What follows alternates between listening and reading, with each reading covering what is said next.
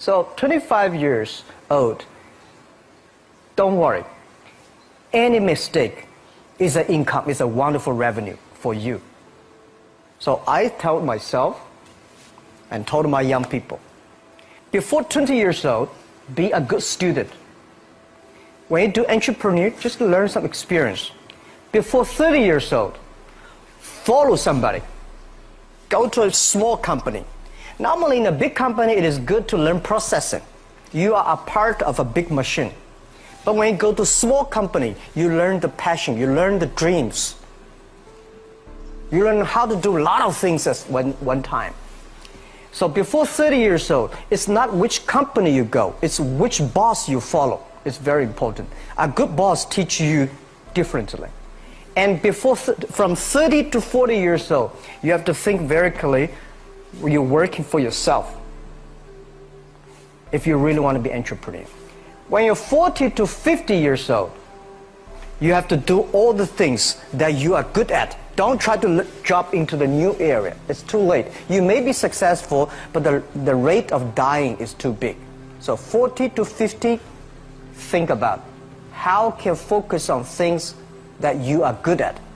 But when you are 50 to 60 years old, work for the young people. Because young people can do better than you. So rely on them, invest on them, making sure they're good. So when you are over 60 years old, spend time for yourself. On the beach, sunshine, right? It's too late for you to change normally. But this is my advice to the young people. 25 years old, make enough mistakes. Don't worry. You fall, you stand up. You fall, you stand up. Enjoy it. I mean, 25 years old, enjoy the show, enjoy the show. I did not have a rich father. Tried 3 times for university, all failed. I applied for Harvard for 10 times, all failed. They don't even want to see me. For the last time, I went to the teachers' college, which was considered the 3rd or 4th class of my city. So I applied jobs for 30 times, got rejected. It was so difficult at that time. I was so frustrated because I taught in the university. My pay was $10 a month because I could not find a good job. In 1994, discussed that I'm going to do something called internet, and 23 of them against it. They said, this is a stupid idea. We have never heard about internet, and you know nothing about computer. And I never thought I was smart. Nobody believed that I could be successful because everybody said, well, this guy think differently, think crazily. You know, they think about something never work. I tried to borrow $3,000 from the banks. Took me 3 months, but I still cannot get it. We talked to over 30 or 40 venture capitalists. Everybody said, no, forget it. A lot of people said Alibaba is a terrible model. As I said, I believe it. I think this thing could be big. I never thought it would be that big like today. But I believe that something is waiting for me there. And I have to work hard to prove myself. That was the tough experience. So we gathered $50,000 from 18 founders. We started. For the first 3 years, we did not have even $1 revenue from our business. It was not easy. Why it keeps going ahead, going forward? Because I received lots of email of thanks from the customer. They say, this is such a great thing. We cannot pay you, but this thing helped us. If you keep on helping us, one day you will be successful. And I believe this. Little by little, we build up our business. Little by little, we build up our ecosystem of the infrastructure. And now, after 16 years, we have an Alibaba group, we have a Tmall group, we have a Taobao group, we have Alipay. And people said, you are so smart.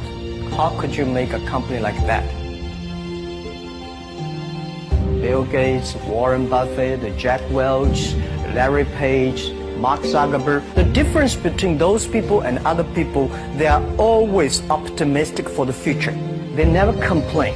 They always try to solve the problems of the others. When you're optimistic, it's always opportunity. People, same here today. Jack, where is the opportunity? I don't have a job. I don't have this. I don't have that. We are at the best time of this century. The best assets you have is that you are young. Don't complain. Let the other people complain. The opportunity always lies where people complain. Think about how you can make things different. Is there anything I can do that make the difference? And then when you think about this, start to do it. I saw a lot of people, young people, have fantastic ideas every evening. But in the morning, they go to the office same again. Being an entrepreneur, you have to do the things before the other people do. You have to wake up before the other people wake up. You have to be more brave than the others. Use instinct. Everything you do is to the need of the customer. To everybody, to any person, tomorrow is new. Make the move, make the action. Whether investors believe it this or not, whether your friends believe it or not, whether your parents believe it or not, that's not important. You believe it, your team believe it, and work day and night on this. That's how the things happen. Make enough mistakes. You fall, you stand up. Any mistake is an income, is a wonderful revenue. Don't worry about the money. Money follow the people. People should follow the dreams. If you have a dream, just to go ahead. I think nobody can conquer the world. We only can serve the world. Either work for the others or work for yourself. And I choose the way, work for myself. Working for myself, that means working for the society. If you really want to work for yourself, think about the others. Because only when the other people are successful, when the other people are happy, you will be successful, you will be happy. I think today people worry a lot about the world, about the economy, China economy in the world, but I'm very optimistic. When people start to worry, that is the opportunity is. Right? I worry about the blood testing, and she created good things. And I think great innovations, great companies always happen in the tough times. Life's like the music. You have up, you have a down, you have a long, you have a short notes. And I like your American movie. Life is like a box of chocolate. You never know what you're going to get, right? So I'm pretty optimistic. The opportunity in the future for equality is huge, because in the last century, the IT is for big companies. The globalization is for big companies. But now with the technology, we can serve those 80% of the companies that never been served. We can serve the 80% of the young people that have never been served. Technology for internet is so cheap, so easy to use. One of the reasons why we grow in China e-commerce so fast, much faster than the USA, because our infrastructure of commerce in China was too bad. When it is too bad, something happens and goes. Today we are working on the rural areas of China. I can never imagine that China, about 800 million people still live in the rural areas, are farmers. And there are about close to 200 million people. Their income is less than $1 per day.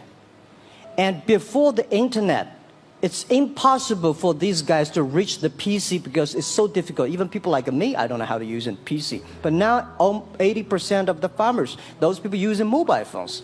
When you have the mobile phones, the internet, the data, things change a lot. So I'm excited about the future. People always worry. I love the young kids sitting there and talking about the dream, the hopes, because if they have the hope, we have the hope. That's what I believe. And let's just take what you do. And I've loved every description I've ever heard about how you serve people, and your story about the bamboo farmers and your wife and her friends. It was fabulous. But where's this going? What are you going to do? What are your plans to maximize the use that people in remote rural areas of China can make of their cell phones besides ordering your products? How are you going to get it? Are you going to get them in the banking system through cell phones? How? Well, we never know that we can grow so fast. In the past 5 months, we covered 4,500 villages. And these people, normally they use in very traditional way. It took them like we went to a rural area. It took the farmers 2 hours to work to the downtown in the middle of the town and buy things. But today, because the mobile phone, and we can deliver things to their home, to their village within 72 hours. I remember last week I read a very interesting news. This is amazing. There is a girl, she told me a story. She said her grandfather, 92 years old birthday. And for his life, he always wanted to try one Western style food. But he lived in the rural areas. There's no such restaurant food. So she said, I tried on the internet, book a restaurant dinner for Western food, delivered to that village. And they finally immediately find one restaurant. There are 3 guys. They took like a 3 days bus from Shanghai to that village, made an Italian spaghetti and a beef for them for this 92 years old birthday. And whole village was excited. Everybody said, wow, you can order food, Western style food. So buying almost everything. And also we're helping, there are a lot of farmers, they plant a lot of apples, great apples. But 90% of the apples rotted because there's nobody buy them. They normally buy by track. If you sell the apples, they sell whole track. And using the traditional way, they can sell by whole basket of the apples. But now, because of the internet, they sell by one. Each apple, they sell $1. Or 1 RMB or 2 RMB for each. So the farmers see using internet, they can buy and sell using the mobile phone. That changed their lives. And I think it's exciting. And people need examples when they see, my neighbor made money through online to selling things. My neighbor buy much interesting things online. People start to learn. And more people start to buy the mobile phones.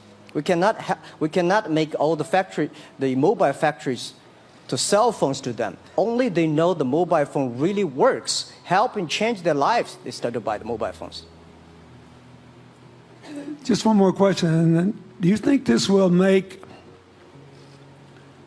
the current problems like the current problem in China less likely? That is, if we'll have more market information and the market will drive where the investment goes instead of the government trying to make judgments about, I better build another housing development or office development here, there, or yonder, and you wound up with a bubble. Well, if it comes from the bottom up, is it more likely that fewer bad things will happen?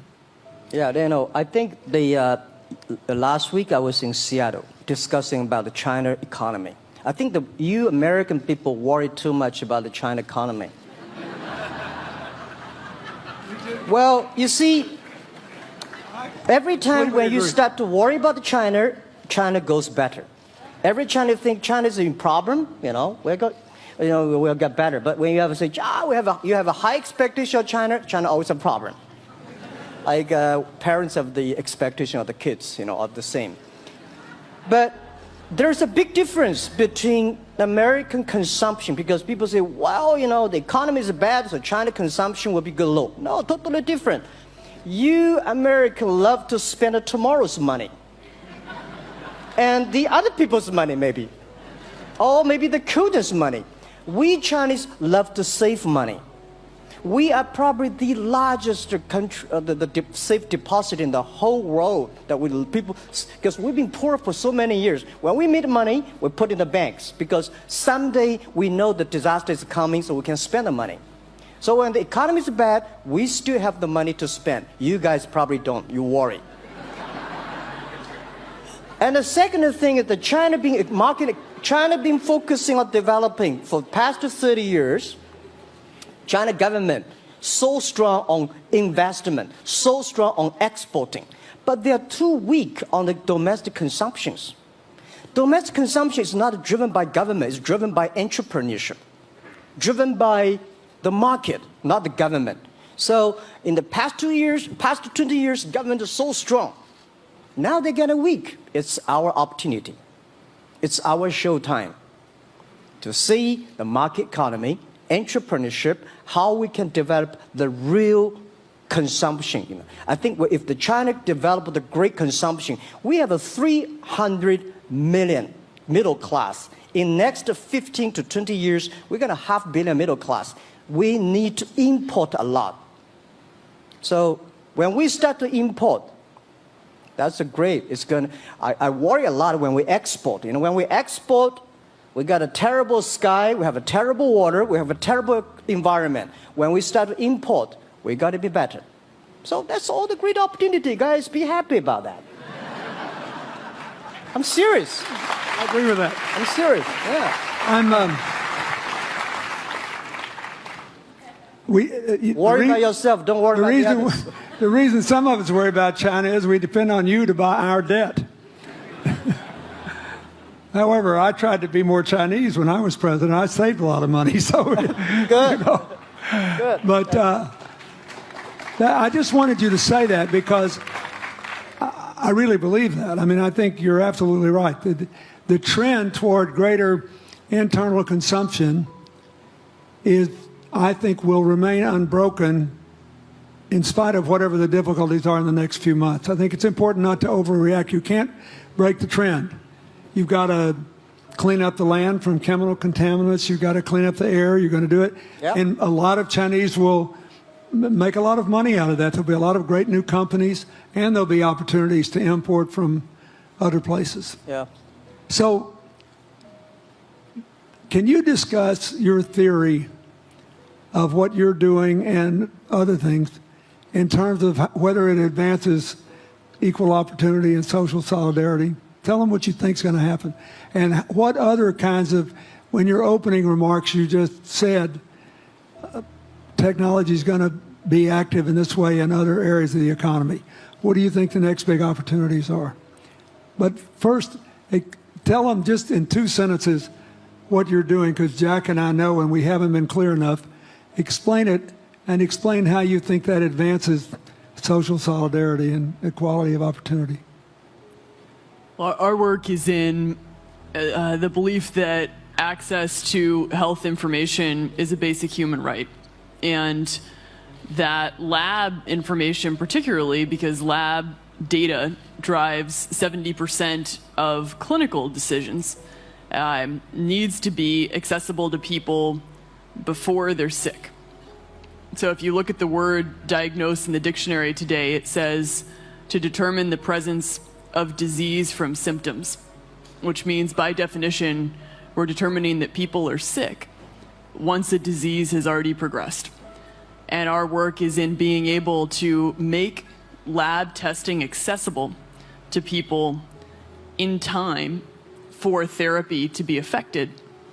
And to do that in a way in which every person, irrespective of their insurance status, irrespective of where they live, can afford the ability to get a test done. So that means, in our case, we've invested the last 12 years in now developing hundreds of tests, many of which are less than $10. So $2 tests in the United States. And I think one of the amazing things about this country is that we have such an incredible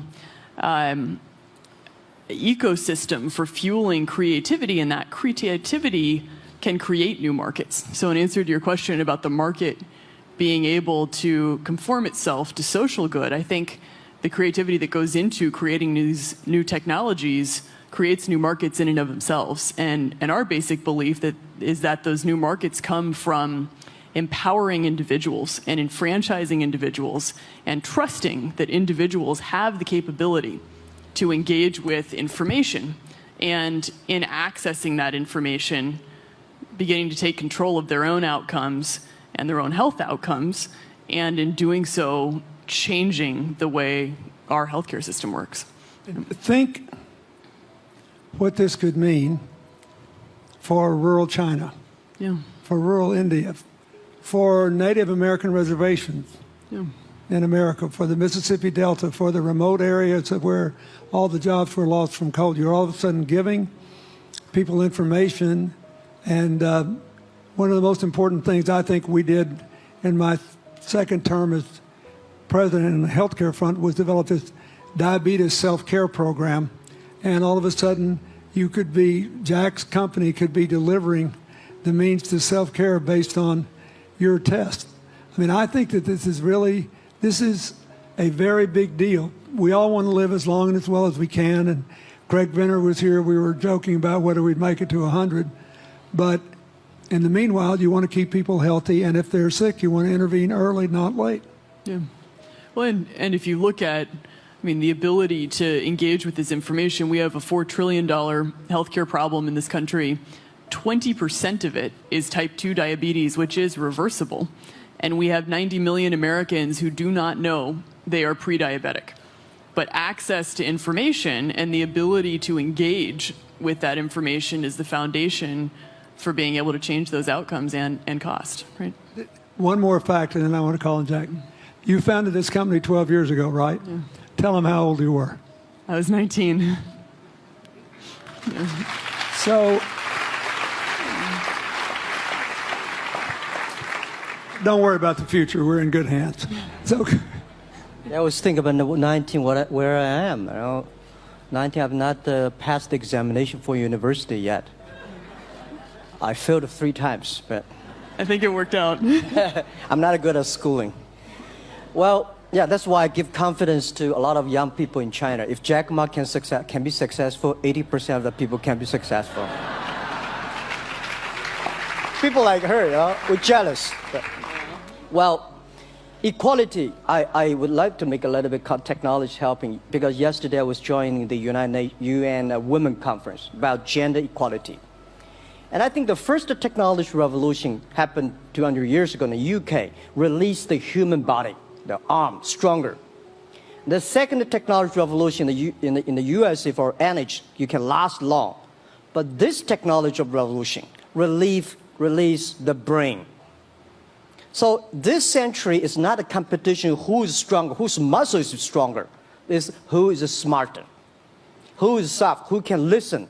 It's the challenge of wisdom. So man and woman are equal. On the internet, you can never see he's a woman or man. And on the internet, women can serve much better than men on the internet. Men talking about the business, talking about numbers, competition, they make business very cold. Women, they make business very cozy, lifestyle, and interesting. 50%, more than 50% of our shop owners, more than 5 million shop owners are women. And people love that. This is the great thing I see, that this century we see more and more women leaders, on the state leaders, the presidents. In the future, we're going to General Secretary of the United Nations should be a woman leader. And this is the great century for equality. And I feel excited about that. Let me ask you, we're almost out of time, but one of the things that we haven't talked enough about here, and not just here, but generally, is whether the leapfrogging we saw with cell phones, which was instrumental in your phenomenal business success, and which will make it possible for you at the appropriate time to do what you've done on a global scale, hitherto unimaginable in all of human history for anybody to have any of their own health data. We've seen examples, but not the kind of dramatic penetration we need with energy and clean energy, and enough in a short enough time to avoid the worst consequences of climate change. So do you believe that, your country has done more than anybody else to try to put up solar panels, and some of your companies went broke because you overdid it, right? But beforehand, and you got to work out the phase out of the coal, the phase into the sun, and all that. Meanwhile, Africa, which is growing like crazy because of the cell phone in no small measure, and has 6 of the fastest growing countries in the world, still has vast swaths of its land totally dark at night. Do you believe that it's possible for us to scale up with distributed solar power rather than centralized as quick as we did with the cell phone? And if so, and if that were your business, if you had to quit what you're doing today and start there, how would you do it? And how would you do it? 31st, I know that. I'm such a huge believer in technology, and I think especially right now, we're at an incredible time in terms of new technology and the ability to apply technology in a scalable way toward solving some of these problems. So I would look at it in the context of some of the renewable solutions that we already have, and in the context of empowering, connecting individuals with access to those solutions, and in the context of creating markets around them. I think that there's real opportunity to actually create an ecosystem in which people can financially benefit from these solutions, and I think that's going to drive an adoption. I think in developing economies, there's a revenue stream associated with that, and the more we can turn even already some of the technologies that we have into markets, the more that we can fuel, I believe, local growth and individual engagement in beginning to adopt some of these solutions. Just related to that, Jack, you answer it, and then I'll ask you one final question. Yeah, I am a strong believer that technology can make world much better, because people say China economy is getting slower. I'm happy about the 7%, even 5%. Even 5% of the GDP of the number of China, of the second largest economy, is big enough. But you don't expect China to keep on growing 11%. Because like one human body, when you're 1.8 meters tall, you cannot keep on like a 10% grow every year. You have to grow the quality, your mind, the wisdom.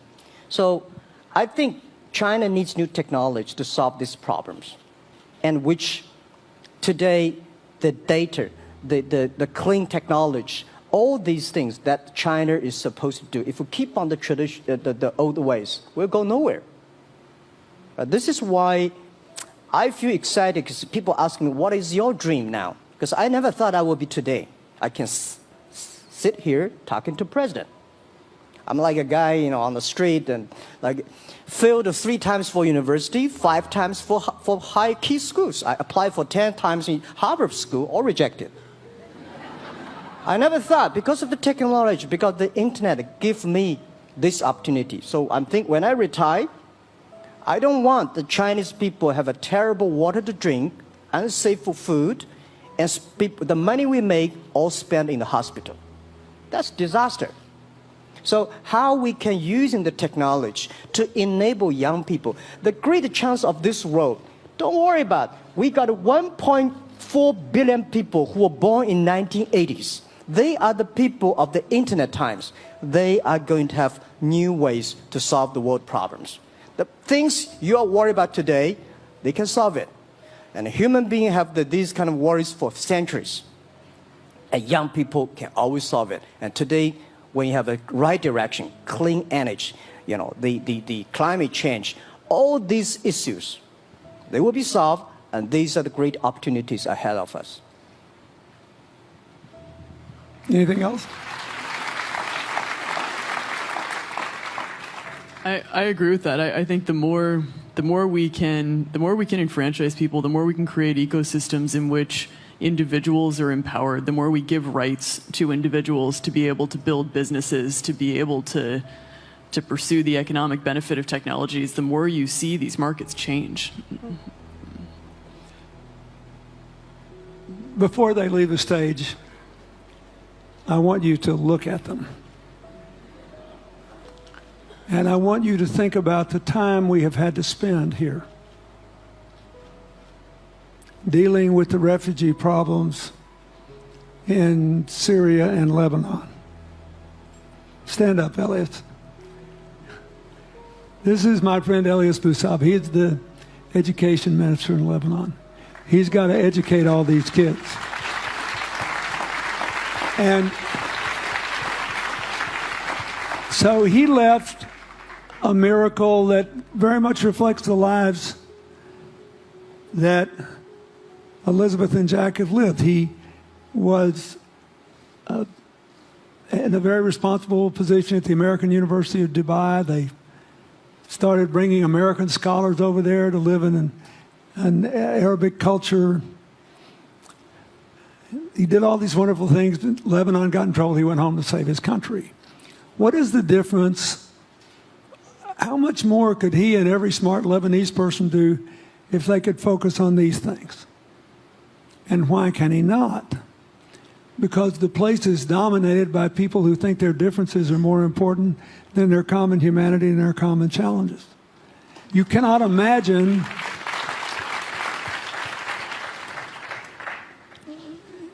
Jack Ma's proud of being Chinese. I like that. He never hid it. He's happy about it. I'm proud to be a global citizen too. Yeah. And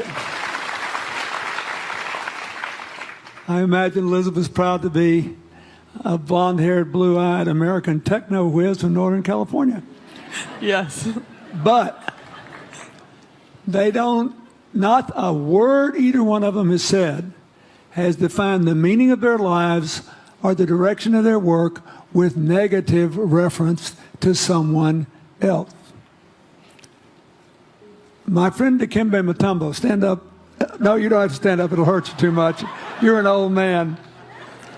My 7'2" tall friend was just inducted into the National Basketball Association Hall of Fame. And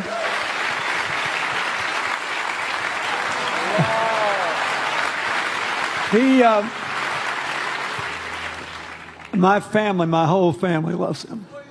And I have seen how much he has given back to his native country, Congo, which has been so troubled.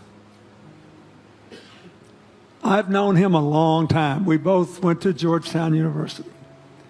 I did before he was born, I think. I've never heard him say a resentful thing about anybody. I have seen him give and give and give and try to give the people in his native land opportunities. Why am I telling you this? He's had a good life because he never defined his life with negative reference to anybody else. He never begrudged anybody else's success, and he thought he had an obligation to help other people. I'm telling you, we are back in a time of collective global insecurity where the main struggle is the oldest one in human history, just in modern techno realities. I mean, if you were trying to build the Middle East, you would think about our permanent sponsor here, the ambassador from Oman, who her government tried to help head off a calamitous war in the Middle East over the nuclear issue in Iran. We all pray to God that it'll work out all right. And the lead she made. You look around all these places, wherever people are putting aside their differences and working together, good things are happening. We cannot achieve economic or social equality without living in the factual realities of the world we face, looking at the obstacles, looking at the opportunities, making the best decisions. And those of us who even feel good about ourselves because we think we spend a lot of time giving, our whole goal should be to work ourselves out of a job. One of the things that Bill and Tanny Austin are sitting there with Starkey, they started giving away hearing aids, and then they decided, well, we better teach these young people how to speak. If they get the gift of hearing, they'll have to learn that. So they got into the education business. Sonny Barkey got into the education business and decided somebody ought to do something really dramatic to remind people that the only people that really matter are the teachers. So he gave the first Global Teacher of the Year award last year, and an international panel gave the prize to a teacher from Maine who promptly gave the entire $1 million to her school. A woman never made any money in her life. She gave all the money away immediately. The future is going to be forged by people who think of how to use the modern tools that we are given, as Elizabeth and Jack have, to create opportunity through empowerment. And it will not be a straight line. It's too many moving parts. But I just want you to think about that. The reason you feel good looking at them is that you identify with them even though they're different from you. And that's basically where we are all over again, and we can't slip back. We can't give up. That's why when we had the Prime Minister of Italy and George Soros talking about the future of Europe, and George said it was coming apart, and the Prime Minister said, no, it doesn't have to come apart if it's about something more than economics. I thought it doesn't have to come apart if you will it not to. And you put yourself on the line for it. There are no guaranteed outcomes today, but you can guarantee that the trend is right. So go ahead, you were going to say something, weren't you? Yeah, I just wanted to add, I mean, as we're talking about the future and from my own experience and looking at all the faces here, I think a huge part of the answer to your question is also to raise our little girls with the stereotype that they can be the best in engineering and science and math, because when they do in all of these industries, it changes everything. And we need to do that in this country, and we need to do that as parents in other countries. You know? Yeah, I was thinking about if what you say. I think about when you talk about problems, you normally is like a politician. When you talk about opportunities that the business people, I was thinking about how we can using all the problems that change the problem become the opportunity. And I don't know. I just feel excited when people talk about problems. I think think about if you can solve one of them, that's the chance. And today, nobody live in this century has so many opportunities and so many tools they can use to change other people's life. And I think in the last century, which I call the IT time, this century is called the DT time, data technology. IT is to empower yourself, make yourself strong. DT is to empower the others. When you empower the others, you empower your future, yourself. So when I listen to you talk, I agree, and I think that's why we were born in this century. That's why how we can use the internet to help more people.